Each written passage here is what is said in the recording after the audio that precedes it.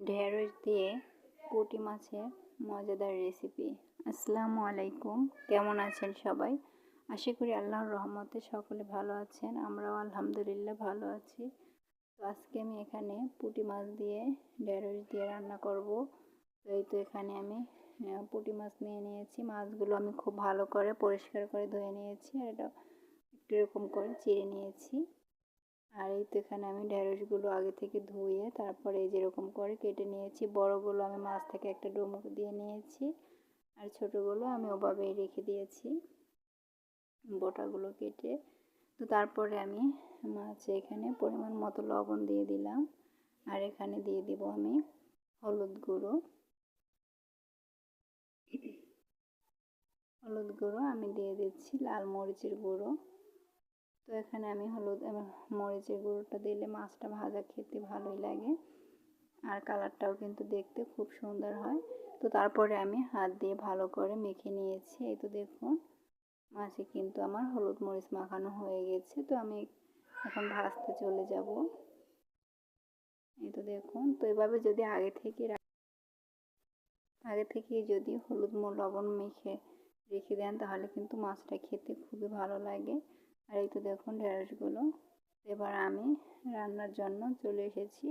তো চুলায় আমি একটা কড়াই বসিয়ে কড়াইটাকে আমি গরম করে নিয়েছি। তো এর ভিতরে আমি দিয়ে দিলাম পরিমাণ মতো তেল দিয়ে আমি এখানে সামান্য একটু লবণ দিয়ে দিলাম। লবণটা দেওয়ার কারণ হলো এখানে মাছ লেগে যাবে না। অনেক সময় দেখা যায় কড়াইয়ে মাছ লেগে যায়, আমার কড়াইয়ে যদিও লাগে না, তারপরও আমি দেই, যেহেতু এটা পুঁটি মাছ, তারপর যদি মাছটা ভেঙে যেতে পারে এই জন্য।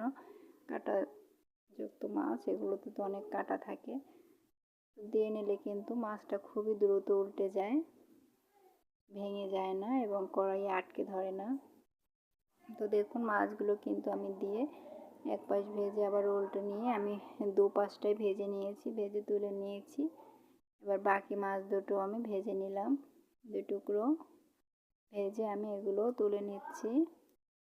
দেখুন মাছটা কিন্তু খুব সুন্দরভাবে ভাজা হয়েছে, দেখে মনে হচ্ছে এভাবেই খাই। এভাবে যদি আপনারা মরিচ দিয়ে মাছটা ভাজেন তাহলে কিন্তু শুকনো মাছটা খুব ভালো করে ভেজে নিলে এভাবেই কিন্তু খাওয়া যায়।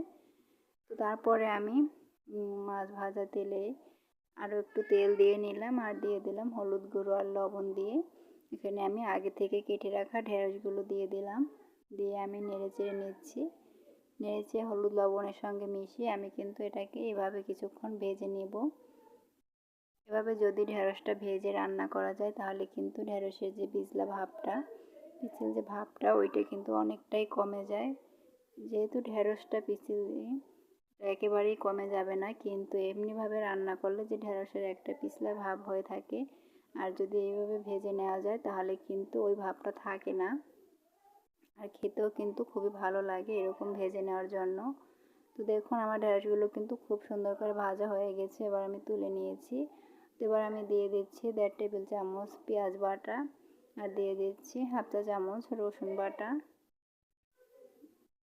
তো দিয়ে আমি একটু কিছুক্ষণ ভেজে নিচ্ছি। ভেজে নিয়ে এখন আমি গুঁড়ো মশলা দিয়ে দেব। এখানে দিয়ে দিলাম স্বাদ অনুযায়ী লবণ, হলুদ গুঁড়ো, আর দিয়ে দিচ্ছি মরিচ গুঁড়ো। মরিচটা আমি একটু বেশি পরিমাণেই দিয়েছি। তো ধনিয়া গুঁড়ো, জিরা গুঁড়ো দিয়েছি আমি 1/2 চা চামচ করে। আর মরিচটা বেশি দেওয়ার কারণ ঢেঁড়সটা কিন্তু মিষ্টি মিষ্টি লাগে, যদি একটু ঝাল না হয় তাহলে খেতে ভালো লাগে না। তো এই জন্য আমি মরিচের গুঁড়িটা একটু বেশি পরিমাণেই দিয়েছি। আপনারা যদি ঝাল কম পছন্দ করেন তাহলে কমিয়ে দেবেন।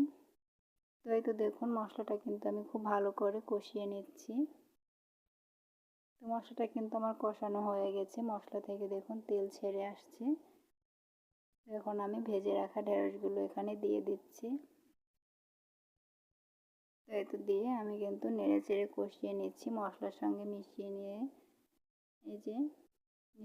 আমি এখন এটাকে ঢাকনা দিয়ে ঢেকে দিব 1 মিনিটের জন্য। তো ঢাকনা দিয়ে ঢেকে দিয়েছি, 1 মিনিট পরে আমি ঢাকনাটা খুলে নিয়েছি। তো এই তো দেখুন আমি আবারও একটু নেড়ে চেড়ে নিচ্ছি। এভাবে করে নেড়ে চেড়ে নিয়ে আমি এখানে পরিমাণ মতো পানি দিয়ে দিচ্ছি। এগুলো যেহেতু আমি আগে থেকে ভেজে নিয়েছি তাই এটা বেশি কষানোর দরকার নেই। আর দেখুন আমি কিন্তু এটা কষিয়ে নিচ্ছি, তারপরও কিন্তু এটা দিয়ে কোনো বিজলা ভাব নেই, যেহেতু আমি আগে থেকে ভেজে নিয়েছি। তো ভেজে নেওয়ার জন্যই কিন্তু এখানে কোনো রকম কোনো পিচ্ছিল ভাব নাই, আপনারা কিন্তু দেখে নিশ্চয়ই বুঝতে পারছেন।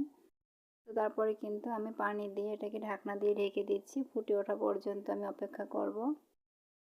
তো এই তো আমি ঢাকনাটা এখন খুলে নিচ্ছি, দেখুন পানিটা ফুটে আসছে। তো এখন আমি এখানে ভেজে রাখা মাছগুলো দিয়ে দেব। আমি আগে থেকে মাছগুলো দিয়ে দেইনি, তাহলে কিন্তু মাছটা খেতে ভালো লাগে না, বেশি সিদ্ধ হয়ে যায় আমার কাছে, এই জন্য মাছটা আমি পরে দিয়ে দিচ্ছি। তো এখন আমি একে একে সবগুলো মাছ এখানে দিয়ে দিচ্ছি।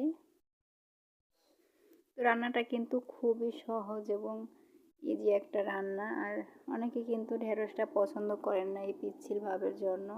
তো আপনারা এভাবে কিন্তু একটু তেলে ভেজে নিয়ে রান্না করে দেখতে পারেন। এটা কিন্তু খেতেও যেমন ভালো লাগে, সেরকম কিন্তু এটা পিচ্ছিল ভাবটাও থাকে না। তো আমার এখানে একটু লবণের পরিমাণটা কম হয়েছে, আমি চেক করে দেখে নিলাম। তো আমি এখানে আরও কিছুটা লবণ দিয়ে দিয়েছি। দিয়ে মাছগুলো আমি একটু ডুবিয়ে নিয়ে এখন আমি ঢাকনা দিয়ে ঢেকে দেব। এই তো আমি কিছুক্ষণ পরে ঢাকনাটা খুলে নিচ্ছি। আমি এখানে একটু ধনিয়া পাতা কুচি দিয়ে দিচ্ছি, আর এগুলো হয়েছে বিলাতি ধনিয়া পাতা যেটা বলে। তো এখন তো আমাদের কাছে দেশি ধনিয়া পাতাটা নেই, এজন্য এটাই দিয়ে দিচ্ছি এখানে। ধনিয়া পাতাটা না দিলেও কিন্তু সমস্যা নেই, কিন্তু এটা দিলে পরে খেতে একটু ভালো লাগে, ধনিয়া পাতার একটা ফ্লেভার আসে, এই জন্য দিয়ে দিলাম। তো আমি আবার একটু নেড়ে চেড়ে নিচ্ছি। এখন আমি আর ঢাকনা দিয়ে ঢেকে দিব না, এভাবেই আমি রান্না করে নেব। আর পানিটা আমি আরও অনেকটা শুকিয়ে নেব। এটা কিন্তু ঝোল রাখা যাবে না, বেশি যদি ঝোল রাখেন তাহলে কিন্তু খেতে ভালো লাগে না। তো এই তো দেখুন আমি কিন্তু এখানে বেশি ঝোল রাখি নাই, সামান্য যেটুকু দরকার একটু ভিজে ভিজে সেটুকুই রেখেছি। তো এই তো আমি একটা প্লেটে তুলে নিচ্ছি। এই তো দেখুন আমি মাছ তুলে নিয়েছি, এখন আস্তে আস্তে ঢেঁড়সগুলো তুলে নিচ্ছি।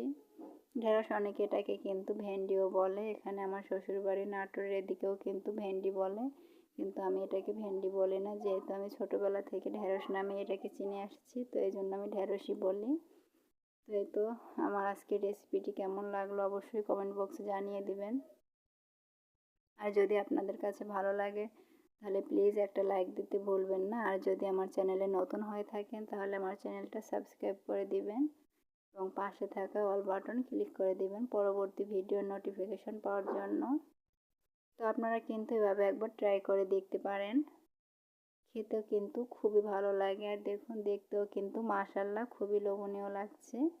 আর এভাবে করে ঢেঁড়স রান্না করলে আমার বাচ্চা এবং আমার হাজব্যান্ড সবাই কিন্তু খুব পছন্দ করে। তো সবাই ভালো থাকবেন, সুস্থ থাকবেন, আল্লাহ হাফেজ।